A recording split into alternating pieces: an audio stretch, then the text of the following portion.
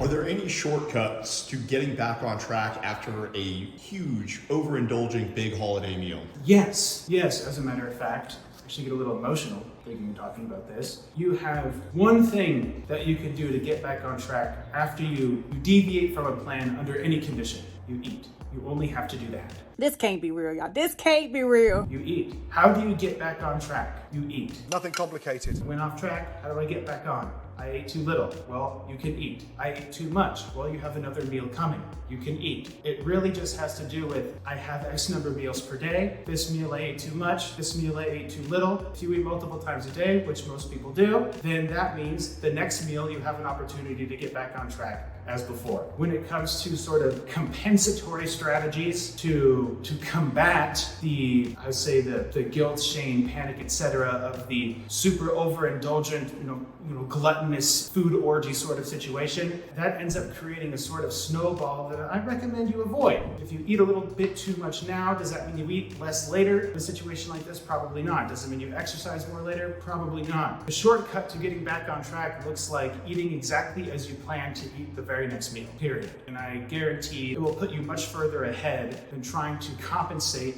for overeating either at the holiday or any sort of meal, skipping meals or over-exercising, etc. I'll iterate it again and again. You have one shortcut that you can use that works every time. The next time you have a meal, you eat. Do you have any thoughts on how to socialize at holiday gatherings without going off the deep end? How funny. A great question as far as what does deep end mean? This can mean a few interesting things. I think a lot of people might sort of relate that to maybe alcohol or what do you think going over the deep end? Let's relate off the deep end to loss of control, going off plan. Okay. In a social situation. So this looks like a great opportunity to refer to the previous question that we went over of how do you give yourself permission to do it? So how do you prevent yourself from going off plan? We can ask the question, well, what sort of result do I get for going off plan to begin with? We can do a 5-minute analysis here. I like to call it the 5 minutes, 5 years analysis. So let's say go off the deep end, and that might mean overeating and overdrinking with people that you spend time with. What happens 5 minutes after you do that? Well, we have lots of laughing and singing and playing, and food provides us tons of positive reinforcement, so we enjoy our time even more with the time we spend with people we like when we eat with them while doing it. And that causes, again, a little bit of a snowball effect. So in the first 5 minutes of doing something like that, it feels absolutely fabulous. And then we can ask the same question, well, what if I did that for 5 years in a row?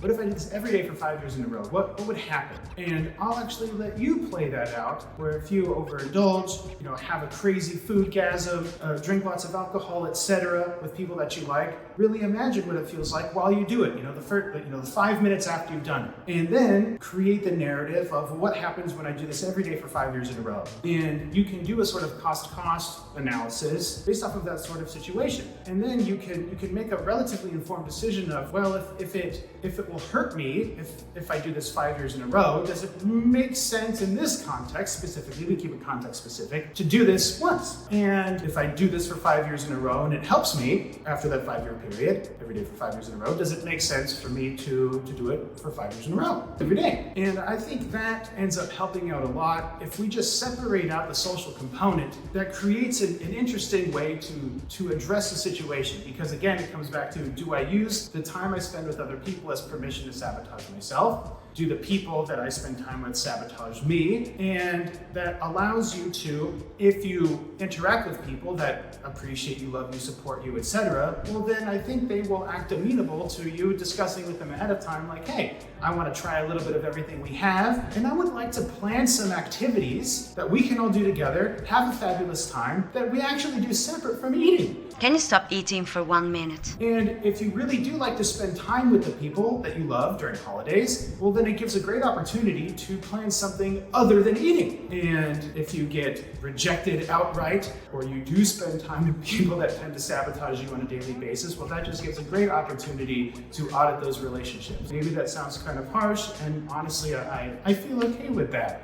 I take these sorts of things seriously, and how you give yourself permission to behave in situations like this, it ends up sort of leaking over to other areas of your life too. Eventually, going out with friends turns into a holiday. Birthdays turns into holidays. So then if it happens during this time of year, it makes it easier for it to happen during other times of the year as well. And something happens on a monthly basis or even a weekly basis for some people. And so this turns into, on average, maybe something like every 10 days you go off the rails because of some social event. And that really does end up accumulating things, either around your midsection or around your top section that you can, in a very real way, organize your life around to mitigate. And again, come out the other side a little healthier than you started. How do you manage to keep that thought process at the forefront when you are under social pressure? When grandma's saying, why aren't you trying my pie this year? Excellent question. A lot of this comes down to, I guess in a matter of words, role playing. Unless you learn to do it, when the most useful time arises, you will conveniently forget.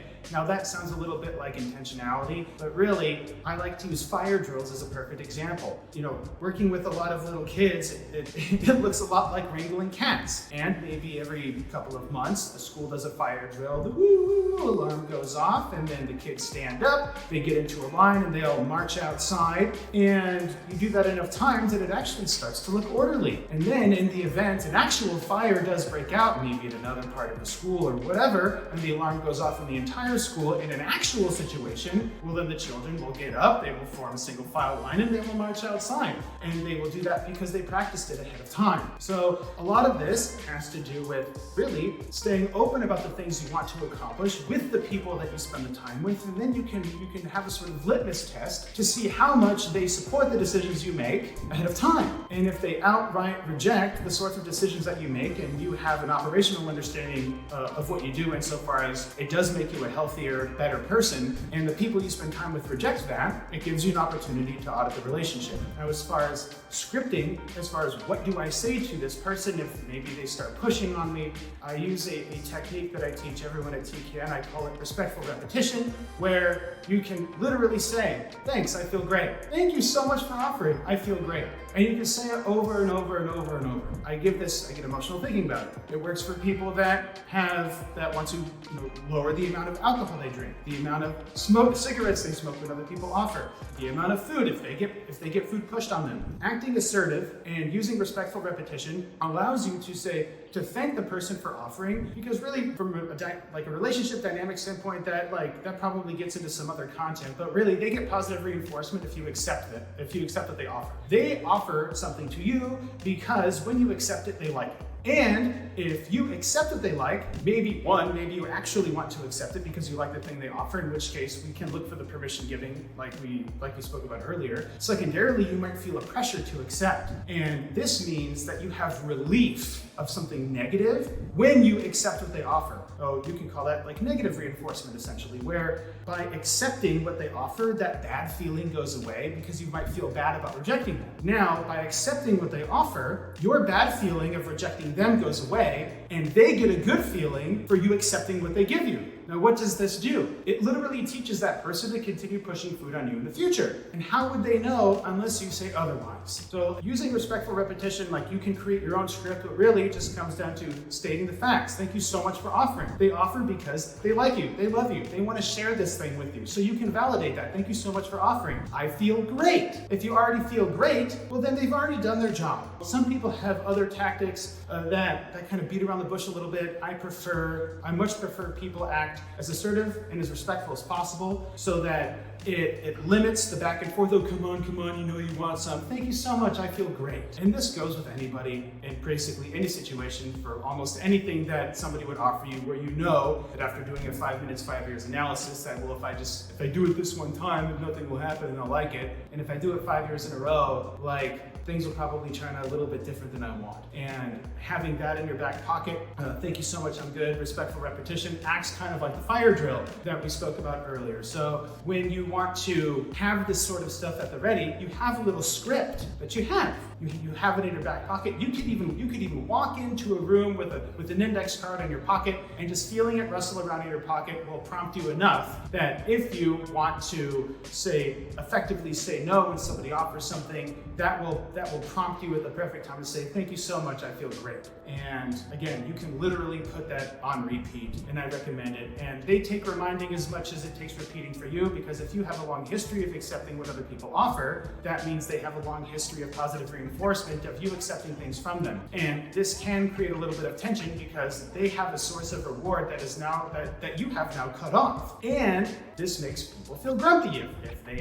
they get continuously rewarded for something and that reward goes away, their behavior will change in such a way where they might look frustrated or whatever. And at the same time, if you have a long history of accepting, to get rid of that bad feeling of like, what if I reject them? I want to spare their feelings. Ew, gross. That feeling will also get strong. And a couple of rounds of doing this, and you will see that the world still turns as it did before, and you can accumulate some evidence that you can act assertive and respectful, come out healthier than when you started, and build, I guess, what Uncle Albert Bandura would call self-efficacy. You build some evidence that you can make difficult decisions at the right time, and the more effective you get at doing it in this specific area, the better you get at doing it over there in the future in other situations as well. So these sorts of techniques or tactics or scripts or hacks or whatever you want to call them, you can do them at any time. You can do them on the weekends, you can do them when your child offers you something, you can do it when a stranger offers you something. You can go to a restaurant and or go to a fast food place if you want. Plenty of healthy options at fast food places, and they ask, do you want to supersize that? To blast from the past, you say, thank you so much, I'm good. I feel great. You can give yourself opportunities to practice those things in other situations well before you have the big day. If somebody offers you anything, you can say, thank you so much, I feel great. And that gives you a little bit of that efficacy ahead of time as well. So you have a little bit of conditioning so that when somebody offers you something, you can say, wait a second, how do I give myself permission to do this? Do I give myself permission to accept this from somebody because I'll feel bad if I say no? And if so, does that feel like a realistic, reasonable way to give yourself permission to do something that will hurt you? And probably not. So it gives you a great opportunity to act assertive, and you have plenty of situations where you can practice it ahead of time, and I highly recommend you contrive it. In other words, you set up a situation on purpose where you know somebody will offer you something so you can practice. Going to restaurants probably works as the single best example. The waiters and waitresses, servers, get approximately zero offended if you reject their offer to give you more food. Like, would you like dessert? Thank you so much, I feel great. And that little bit of practice with that person goes so much further than you could ever imagine. And I highly recommend you do it for just any variety of things in your life that give you sort of icky feelings when you go to reject a person. And I'll round this up with saying that instead of worrying about rejecting another person, instead of worrying about saying no to them, consider this something closer to saying yes to yourself. And when you look at this in the context of saying yes to yourself, telling another person, thank you so much for offering, I feel great. How in the world could that offend any sane person? And if it does, it gives you another opportunity to audit the sorts of relationships you have. And I encourage everyone to do that as often as possible. It might open up some room in your life to find more amazing people to spend time with. I noticed that a lot of your strategies, tips, hacks are involved with preparation. What would you do if I've decided to make a life change the Wednesday before Thanksgiving, Christmas Eve, the day before my birthday? What's one thing you would give me to stay on track on that celebration? If I decided to make a big change in my life right before an event where I typically go hog wild with my behavior, does that sound about right? Correct. We have a couple of options, and again, as a scientist, I guess, and depending on the community, I like to present all options. I like to give my best bad ideas. I'll try and limit that. We do have an option of just avoiding humans in general, which, some people object to. I find it quite effective given some circumstances. So you always have that option. Do I necessarily recommend it? Absolutely not. I bring that up because a lot of people feel like they must spend time with these people. They have to, and they need to do things that other people tell them. And that sort of stuff gets me violent, I think. And if you have those sorts of situations, like I have personally, and for that reason I get a little worked up about it, you always have the option of solitude. You really do. And you have the option of friendsgiving. You have the option of spending these times with the people that support you. And again, some people might have a problem with that, and I feel perfectly fine with that too. Savage. savage AF. To the question's point about, well, what do I do? You have a couple of interesting options. Again, solitude, an interesting and viable option. Some people object. Fine, we have other options as well. You can, again, tell people ahead of time. If you know the people that you will spend time with, you can call them all up. So you can text them all up. You can send them all messages, snail mail, whatever, and say, hey, I've decided to start this thing and I would love your support. And I know that we'll have these other things going on when I come to see you, and I just want to let you know that effectively you can take the keys from me. Or I would love it if you reminded me that I have this plan that I want to stick with. And telling people that when you get there or when they come over really goes so much further than you think, and you'll get a lot more support than you would guess. You can also make this public in other ways by really literally announcing that you've started this thing when people come in. And again, that might feel weird. Well, I consider health and fitness weird in general if you take it in the context of the percentage of the population that does it. So it gives you a great opportunity to, like just any other situation, whether you have it 2 days out or 2 weeks out, notifying the people ahead of time, understanding how you give yourself permission, or at the very least auditing how you give yourself permission. You can, while during the event, you can kind of act like your own scientist while there. You can have a little notebook and say, how do I manage these sorts of situations? Because a lot of these things we talk about, we like to promote, I suppose, introspection, where you literally talk to yourself about, well, what would I do in a situation like this? And frankly, a lot of people's introspection, unless they have a long history of doing it, it sucks. We have a very crappy idea of what we would do in a new situation, or what would happen if we acted differently in the same situation. So I actually make the frank recommendation that you literally take notes while there. You go to a new environment, or you go to the same environment and act different, you can literally take notes about the things that you think, feel, and do, and it allows you to look at how you behave from a third-party perspective in real time. And just that alone will prompt some interesting questions from yourself, from other people, that give you a good idea of, how do I give myself permission when I do this? Well, I guess I'll just put myself in that situation and find out. So to the point of, what do I do? How do I stay on track? I think I can answer the question insofar as you can stay on track during that time, less by following a strict plan and more by acting as an observer of yourself in those situations. So if you start a plan during, I guess you could say, the most difficult time of year, I would still say you have the first priority no matter when you start. And I give everybody the first priority of, well, keep track of what you already do. So do you necessarily have to change the way you behave, or eat, or drink, or whatever? I lumped it on the behavior, because we all do stuff, right? Do you necessarily have to change everything you do if you start a plan the day before Thanksgiving? No. You can pay careful attention to what you do, though. You can pay very close attention to the things you do when you do it, and that will just put you light years ahead of any other person, because you can see how you acted in those high stress, high pressure, difficult situations, either because other people put the stress on you, or you put the stress on yourself, more likely, or at the very least, we tend to aggravate the stressors in the environment to make them feel worse than they already do. And it gives you an opportunity to watch what you do in those situations on purpose, instead of looking after the fact and then concocting a story that either makes them look bad, makes you look bad, or trying to ignore it. So I guess to summarize all of this, whether you start a plan the day before Thanksgiving or the day before a random Wednesday, which just makes it a random Tuesday, that you spend the first couple days or weeks just paying attention to what you already do. And that will give you a lot of the answers that you seek, because you can look back and say, well, in a situation like this, I tend to do these things for those reasons. And now you have a way to change the reasons, change the things, or change the situation. And that just gives you so much more power than you've ever had, and that has nothing to do with the time of year. You can do it now.